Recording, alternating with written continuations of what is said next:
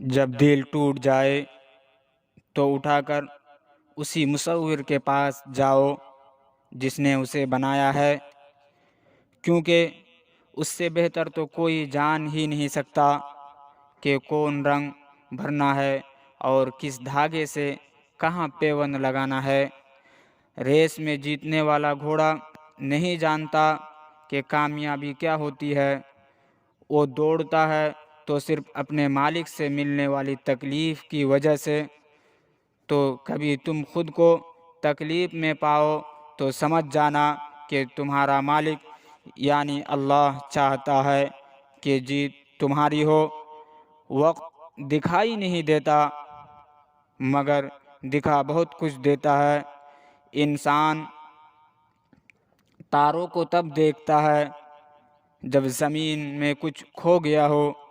کچھ ایسے ہو گئے ہیں اس دور کے رشتے بھی، اگر آواز تم نہ دو تو بولتا وہ بھی نہیں۔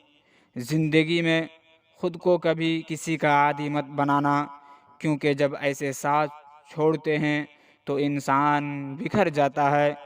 ٹوٹ کر بکھر جاتے ہیں وہ لوگ مٹی کی دیواروں کی طرح جو خود سے بھی زیادہ دوسروں پر بھروسہ کرتے ہیں۔ انسان بھی عجیب ہے، جو اس کی طبیعت کو سمجھے وہ اچھا لگتا ہے، جو اس کی نیت کو سمجھے وہ برا لگتا ہے۔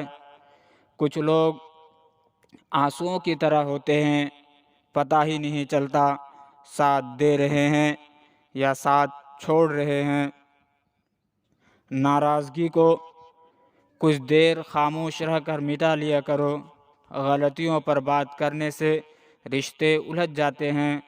زندگی بھی عجیب ہے، جو ٹیڑھا ہے اسے چھوڑ دیا جاتا ہے اور جو سیدھا ہے اسے ٹھوک دیا جاتا ہے۔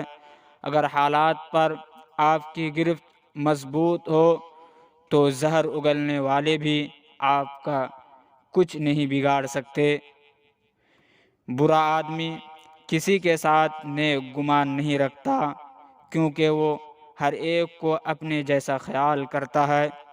جب تک کسی شخص سے بات چیت نہ ہو اسے حقیر نہ سمجھو، جس بات کا علم نہ ہو اسے برا نہ سمجھو۔